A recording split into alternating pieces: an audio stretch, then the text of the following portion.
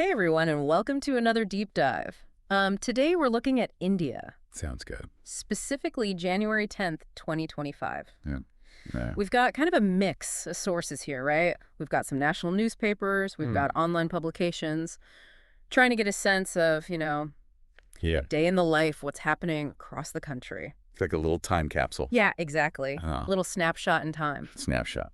So are you ready to dive in? Absolutely. Let's see what we find. Okay. Well, one of the things that I noticed right off the bat was Yeah. in the economic news, the rupee hitting a lifetime low against the US dollar. Oh, wow. This is actually the 10th straight week of decline. Okay. So not exactly a good sign, right? Not a great sign now. So if I were, thinking about traveling to India soon, would I be worried? It's definitely something to keep an eye on. Mm. I think whether or not you should be worried depends on a few things. Okay. A weaker rupee can actually make your trip more affordable because your money will go further when you exchange it. Right. But it could also signal some underlying economic concerns within India, which could have broader implications. So what could be causing this decline? Is it all internal to India, or are there global factors at play as well? Well, it's often a mix of both, right? Global economic slowdowns can definitely impact a country's currency, Right. but there are also internal factors to consider. Yeah. For instance, one headline that caught my eye mentioned economist Neelkanth Mishra calling for more Chinese investment in India. Okay. He seemed to think it could actually be beneficial for India. More Chinese investment. I mean, that seems a little controversial. It definitely sparks debate. Given the sometimes complex relationship between the two countries. Exactly. Mishra's argument is that the low yield on Chinese government bonds and their negative foreign direct investment basically make this a prime opportunity for India to attract Chinese capital. However, some folks are concerned about the potential long-term implications, for India's economic and political independence if they accept significant investment from a major geopolitical rival. Yeah, it's a real balancing act, isn't it? It is. Weighing those potential benefits against the risks. For sure. Okay, well, let's move away from economics for a second So and look at some stuff happening in international relations. Okay. There's a headline here about Singapore's President Tharman making a state visit to India. Interesting. And at first glance, it just kind of seems like your standard diplomatic event, Yeah. celebrating 60 years of relations and all that. Right. But could there be more to this? Well, on the surface, yeah, it might seem that way.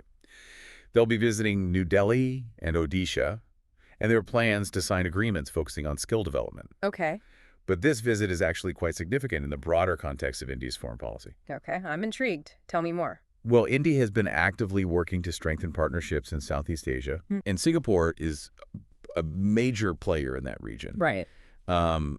These skill development agreements, they could lead to new opportunities for people interested in fields like technology, finance, even tourism. Okay. However, it also could mean increased competition for Indian professionals in those very same areas.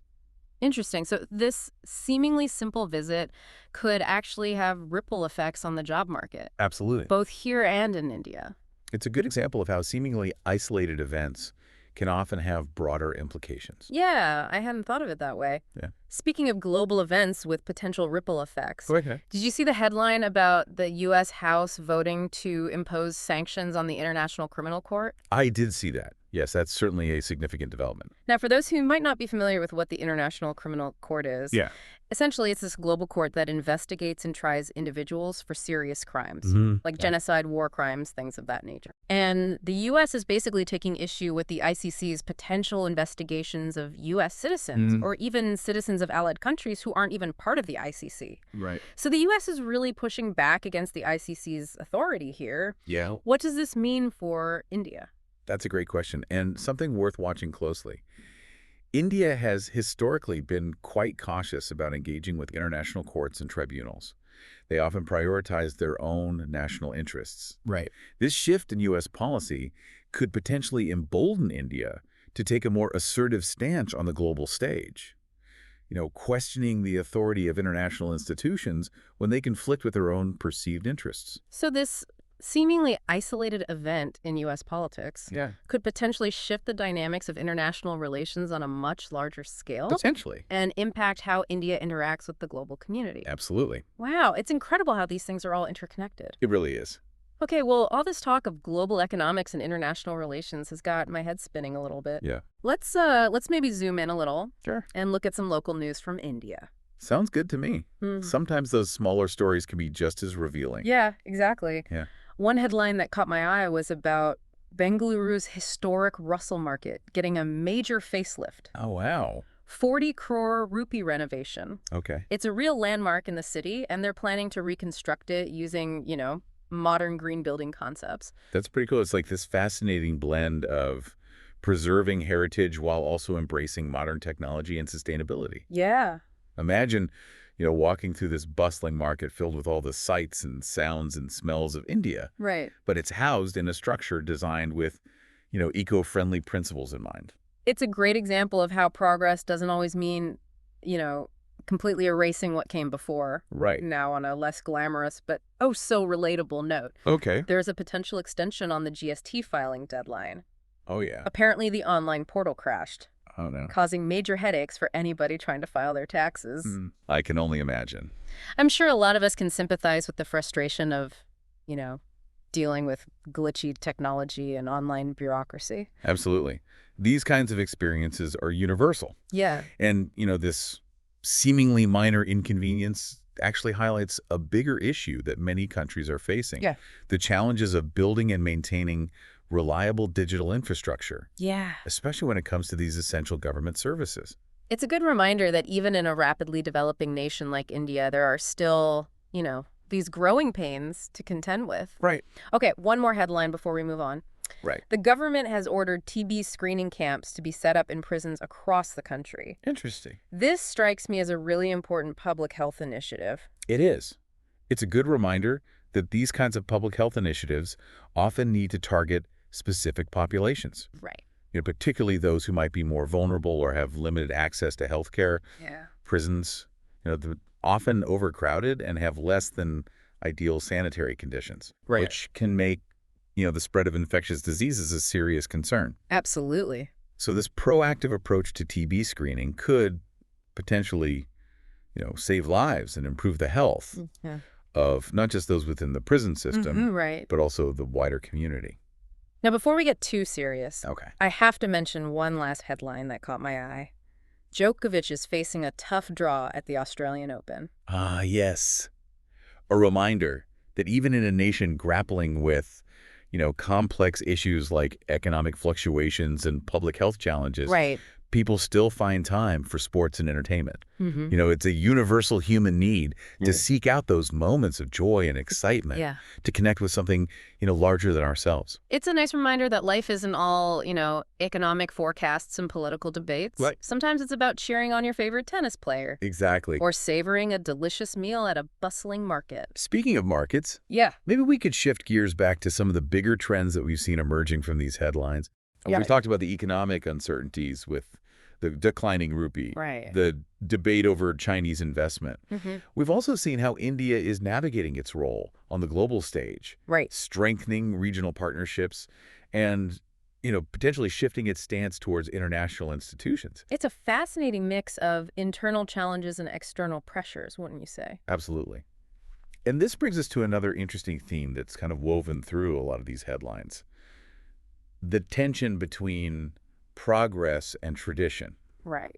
Between embracing modernity and preserving their cultural heritage. That's a great point. We saw that in the story about the Russell Market renovation, blending the old and the new. Yeah, and even in the debate over the L&T chairman's suggestion of a 90-hour work week. Oh, right. You see this clash of values. Yeah. On one hand, you've got this push for economic growth and development. Yeah. On the other hand, there's this growing awareness of the importance of work-life balance and employee well-being. Figures like Deepika Padukone speaking out against the 90-hour work week really show how societal values are evolving and how people are demanding more from their leaders and their employers. It seems like India is at this real crossroads, grappling with these big questions about what kind of future they want to build. Yeah.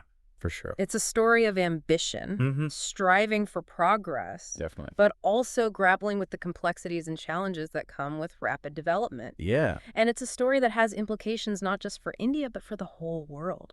So as we kind of wrap up our deep dive into the snapshot of India, what really stood out to you? What's the biggest takeaway?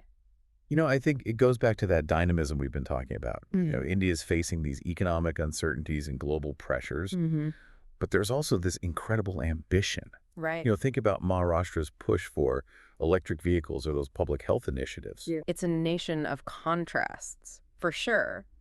And that's what I think makes it so fascinating to me. This push and pull between tradition and modernity. Yeah. Wanting to be a global power, but also dealing with these very local realities, all within this incredibly, rich and diverse culture. Exactly. It really makes you wonder, what does this mean for India's future? Right. How are they going to navigate these tensions? Are they going to find a balance between economic growth and social well-being? Such good questions. And I don't think there are any easy answers. And that's what makes it so compelling to watch. India's story is still being written. It's a story full of potential and challenges and possibilities, and that makes it worth paying attention to no matter where you are in the world. It's a reminder that the world is interconnected. What happens in India has ripple effects globally, just like those global events we talked about can impact India. So stay curious, keep exploring, and let's see what the next chapter holds for this incredible nation.